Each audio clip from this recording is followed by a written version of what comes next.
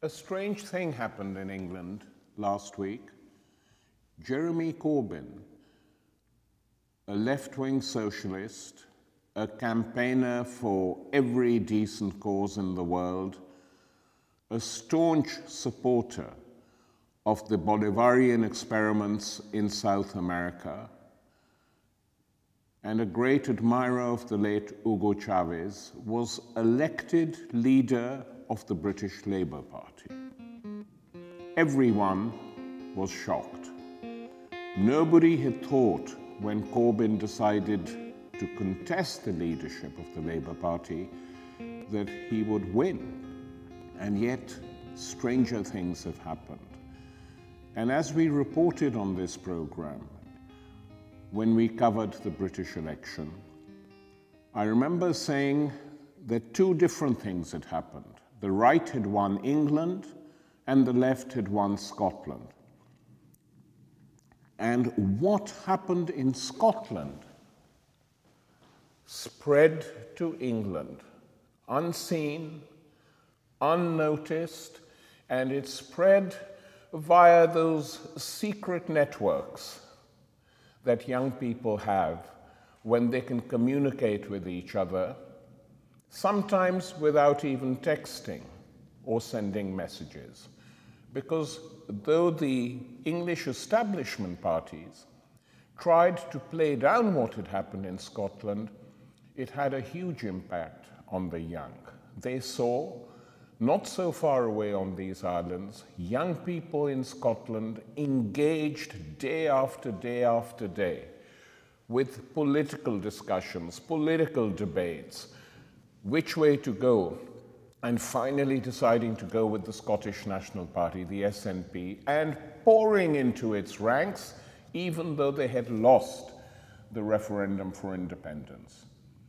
And then the Scottish contingent came into the British Parliament, and one of its members, Mhairi Black, made one of the most electrifying maiden speeches in the House of Commons, the British Parliament. That speech had an impact all over the world, and it had an impact in England. In this budget, the Chancellor also abolished any housing benefit for anyone below the age of 21. So we are now in the ridiculous situation whereby, because I am an MP, not only am I the youngest, but I am now also the only 20-year-old in the whole of the UK that the Chancellor is prepared to help with housing. So Jeremy Corbyn decided to stand for the leadership of the Labour Party after the resignation of his defeated predecessor. He never thought he would win. He knew that inside the parliamentary Labour Party there wasn't much support for him. He wouldn't even have got the nomination had not a few Blairites having fun or thinking it was good to have a token leftist in order to show how diverse and generous the party was, let him run. They'd done so previously in other years, and the left had been defeated overwhelmingly, smashed, destroyed. This time it was different. Why?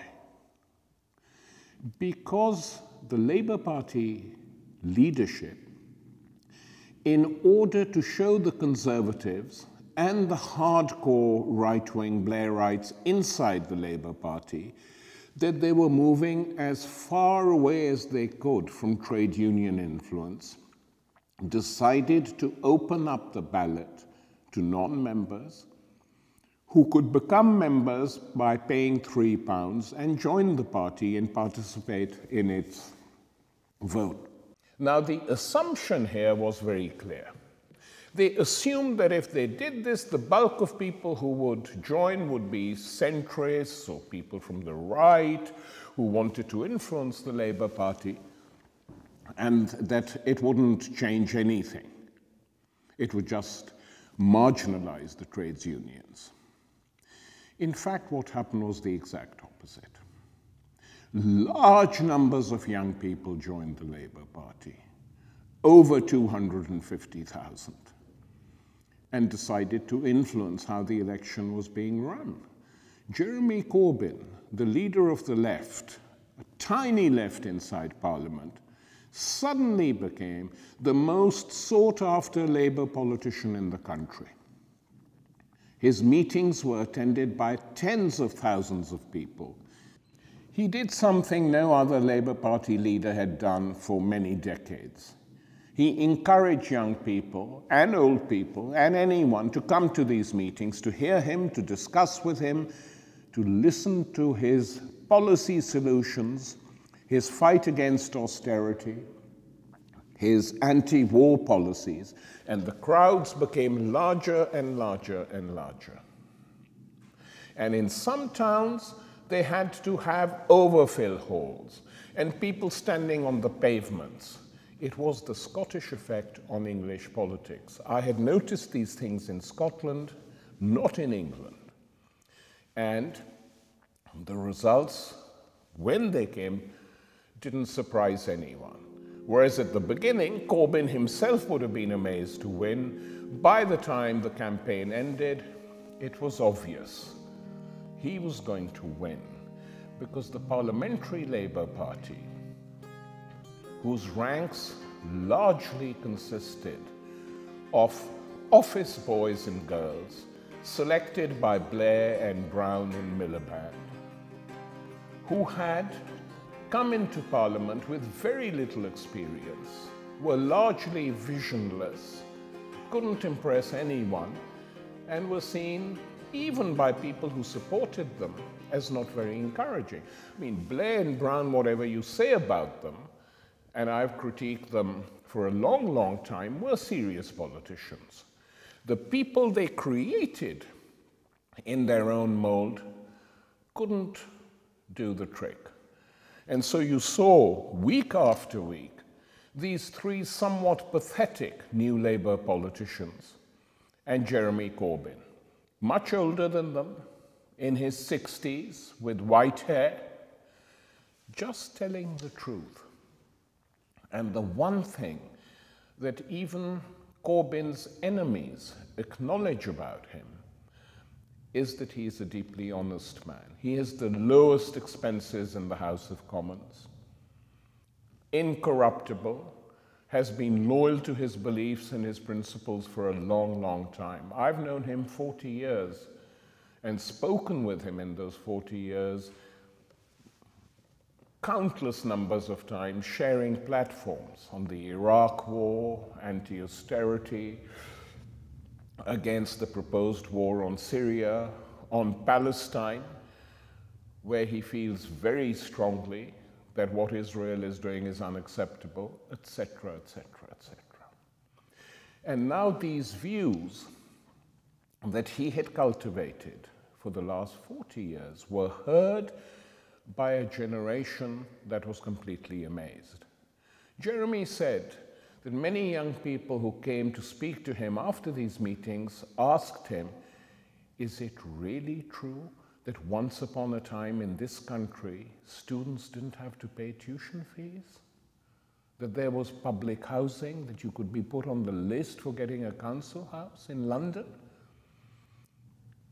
And he said, yes, and we'll do it again. And this amnesia that has been created by the functioning of the two extreme centre parties under Blair, Brown, Cameron, Thatcher, suddenly began to evaporate as people realized an alternative was possible. And we're going to be campaigning together, particularly on the crucial issue of housing in London. I am fed up with the social cleansing of London by this Tory government and its policies. The Tories have used the economic crisis of 2008 to impose a terrible burden on the poorest people in this country. Those that have seen their wages frozen or cut, those that can't afford to even sustain themselves properly, those that rely on food banks to get by. It's not right, it's not necessary, and it's got to change. We need an economic strategy that improves people's lives, that expands our economy, that reaches out to care for everybody. You can't do that if at the same time you do nothing about grotesque levels of inequality within our society. We need to develop an economic policy that deals with those issues. And so our party is about justice, is about democracy, it is about the great traditions we walk on. And so it happened that Jeremy Corbyn was elected leader of the Labour Party on the first round. He had more votes, 59% plus to be precise, than all his three opponents put together. Now, what does this prove? It shows us that the Parliamentary Labour Party does not represent the views of its members, especially the new members, but also many old ones. And so I think we're going to see turbulent times ahead. What has been the result of Corbyn's victory? The British Prime Minister said that Labour now constitutes a security risk.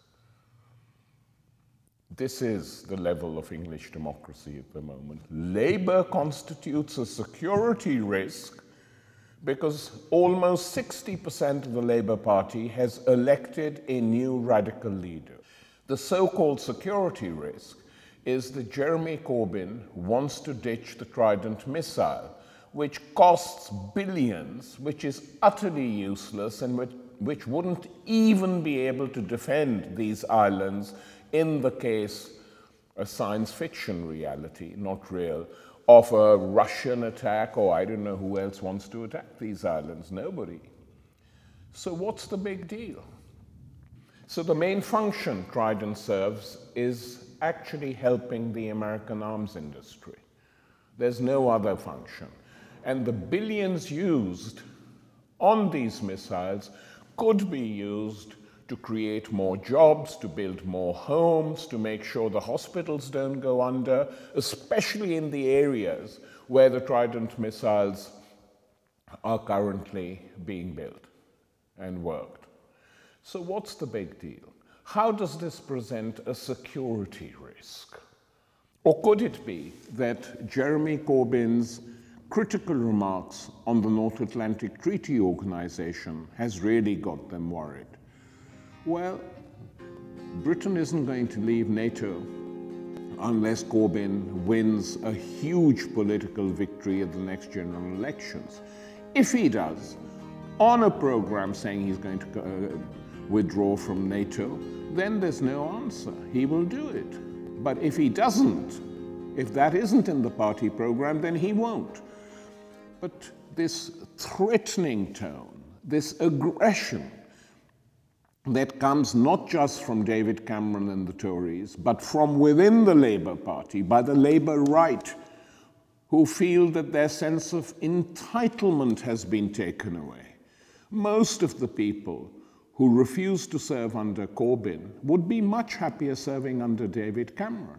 If you look at them, if you see what they stand for, you can see very clearly and understand that these are effectively people who would be happy with the Lib Dems or David Cameron, but who cannot stomach a party which is returning to its roots. So the big contradiction is this. Jeremy Corbyn is the most left-wing leader elected in the history of the British Labour Party. You can go through all these leaders. Keir Hardie, the founding leader, supported the First World War after initially opposing it. And Labour joined the war cabinet of Lloyd George. A war that everyone knew was destructive and useless and cost the lives of millions of European workers and others. Labour started off badly. This was followed by Ramsay MacDonald, who effectively deserted his own party on the question of benefit cuts. Remember that. That was the big fight. and the Labour Party as a whole refused to support the benefit cuts of the Conservative government. Ramsay MacDonald, the Labour leader, did, took a large chunk of the party and joined the Tories to form a national government. His successor in the Labour Party was George Lansbury, from Poplar in London's East End. Very decent man, but mainly concerned with tending to the wounds of the Labour Party, curing them. His problem was that he was a pacifist. And being a pacifist, leading a party 2 years after Hitler's victory and the triumph of Nazism in Germany was not a very clever idea. So he was removed from office by his own party, which correctly felt that the Nazis had to be fought, and fought with arms. And the last thing they needed was a pacifist leader. Subsequently, after the Second World War, we had Clement Attlee. Great reformer, pushed through the formation of the National Health Service, education reforms, housing reforms, but supported dropping nuclear bombs on Hiroshima and Nagasaki, supported the British Empire in Malaysia. I still remember seeing a newspaper with Labour members of Parliament sent on a delegation to Malaysia, looking at the decapitated heads of communist guerrilla fighters whose uprising and rebellion they had helped to crush. Not very good on the foreign policy front. The next Prime Minister was Harold Wilson, who supported the war in Vietnam, took a long time making up his mind on what to do in Rhodesia, was generally cautious in foreign policy, though even he managed to redistribute some wealth to the less well-off. After Wilson, prior to Blair, there had been Neil Kinnock, pretty ineffective, very good at hammering the left inside the Labour Party and expelling Trotskyists from the Labour Party. That was his big victory, but incapable of defeating the Tories. Tony Blair came to power after doing a deal with Gordon Brown that they would share power. Politically, they were Thatcherites. And from 1997 to 2015, their politics and their policies dominated the Labour Party. No one on the left, Jeremy Corbyn, John McDonnell, or anyone else said we're going to leave. I think they were wrong, but maybe not, as it turns out. And they accepted it and carried on functioning. But the minute Jeremy Corbyn is elected, what do we see? Threats. We'll pull out, we'll withdraw, we'll leave you. Well, the sooner the better, if that's your opinion. But do one thing, those of you who want to leave. Put yourself before the British electorate in the seats from which you stand. Just like those Conservatives who left to join UKIP, the party of the far right, resigned their seats. One got in, one didn't. So any Labour members who wish to leave the Labour Party should, out of decency, if not legality, resign their seats and stand again as Tories or independent candidates or lovers of Tony Blair or worshippers of Gordon Brown or whatever. And then let's see which way people are going. How is Jeremy Corbyn's victory being treated abroad? From South America have come congratulations. Cristina Kirchner, the president of Argentina, sent a very warm message. And all the solidarity campaigns with Venezuela, with Ecuador, with Bolivia, have played a big part in mobilizing support for Corbyn in this campaign. So there's no problem there. In Palestine, Jeremy Corbyn's victory has been welcomed as he is a long-standing supporter of the struggle of the Palestinian people, not allied to any of the organizations in there, but of the rights of the Palestinian people to self-determination. So it will be welcomed there too. In the Arab world, many Arabs will welcome Corbyn's victory.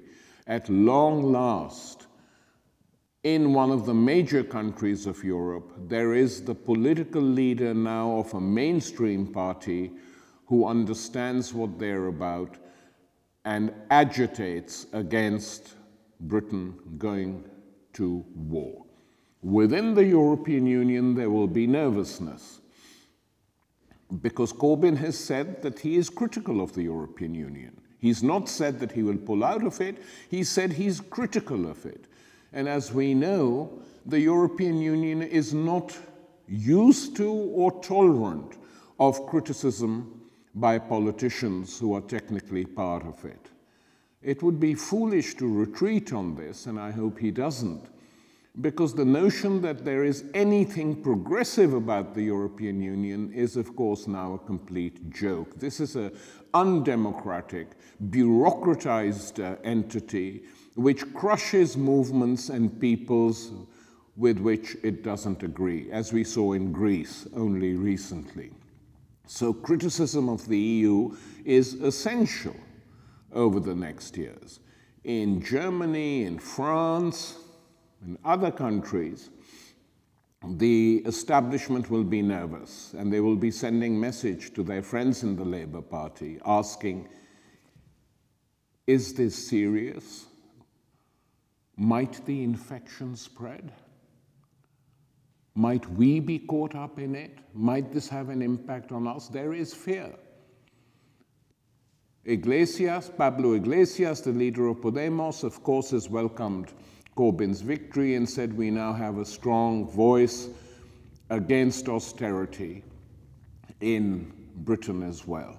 So the responses vary depending on who you ask, but that it has marked an important shift cannot be disputed. I think it's quite incredible the way the mood in Europe has changed over the past few weeks of understanding that people fleeing from wars, they are the victims of wars, they are the generational victims of war, they're the intergenerational victims of war, end up in desperation, end up in terrible places, end up trying to gain a place of safety, end up trying to exercise their refugee rights. They're human beings just like you, just like me. Let's deal with the refugee crisis with humanity, with support, with help, with compassion, to try to help people who are trying to get to a place of safety, trying to help people who are stuck in refugee camps, but recognize going to war creates a legacy of bitterness and problems. Let us be a force for change in the world, a force for humanity in the world, a force for peace in the world, and a force that recognizes we cannot go on like this with grotesque levels of global inequality, grotesque threats to our environment all around the world, without the rich and powerful governments stepping up to the plate to make sure our world becomes safer and better, and those people don't end up in poverty, in refugee camps, wasting their lives away when they could be contributing so much to the good of all of us on this planet. We are one world. Let that message go out today from this conference centre here in London. It's difficult at the moment to predict how this is going to turn out. But one thing is obvious. The contradictions are glaring. We have the most left-wing leader ever elected by Labour, at the same time as we have the most right-wing parliamentary Labour Party ever, probably, in the history of Labour. How are these going to function? Of course, there are some members of Parliament who are bandwagon careerists and who might clamber onto this bandwagon. Who knows? But the most important question is this, and this is what the Conservatives, the right-wing media, the bulk of the Parliamentary Labour Party are asking quite openly. Is Corbyn's win a reflection of the fact that people don't care if they're elected or not? This is the question. What is the answer? Difficult to tell. We don't know. But viewers in South America will recall that when Evo Morales, Hugo Chavez, Rafael Correa stood for election, the entire media and right-wing politicians and oligarchs denounced them savagely. And it was predicted that with all this opposition, they could never win. But they did. And here the South American lesson is important for the Labour left. You have to build a mass movement. You have to keep that mass movement going. You have to rely on that mass movement and not the politics of the bubble in which media and political cliques unite to try and distract you, to tire you out, to punish you.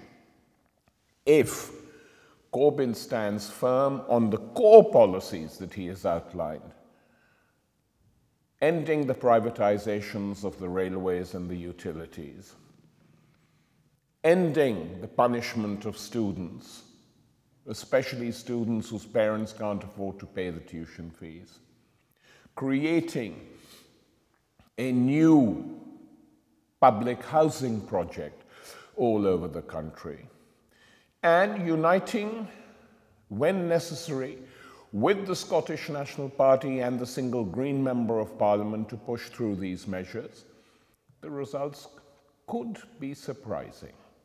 I think Jeremy Corbyn could win the next election, provided the mobilizations outside are continued. These will be attacked. People will say, this is not the British way. But actually it is the British way. The British, or the English rather, were the first Europeans to execute their king, well before the French and the Russians. The British were the first to set up a movement for democracy, Chartism, which fought and fought and fought together with suffragettes later on to win adult franchise for men and women in this country without any qualifications whatsoever. So when they want to, the English can rise and do things. Nobody thought, myself included, that this opportunity would come again so soon, but it's on us. And so there's no point in attempting too many compromises. Some have to be done if you are leading the Labour Party. One has to accept that. But on the core issues, the movement must fight.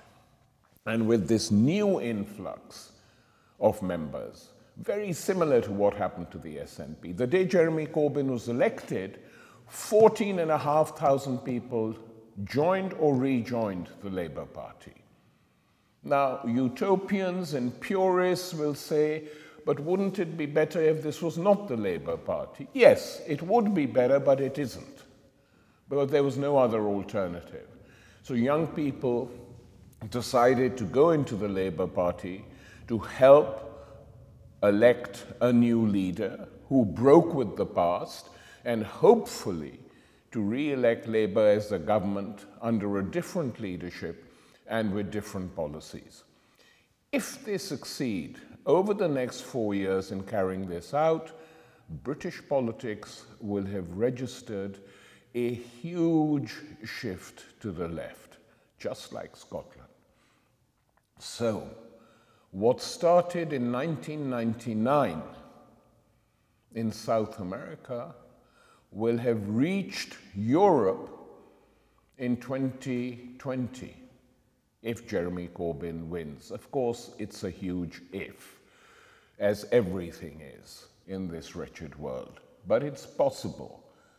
And what one can say is that both the young generation of today and the older generation, now in its 60s, like Corbyn himself, hope has been reborn in England. And who had thought that was possible?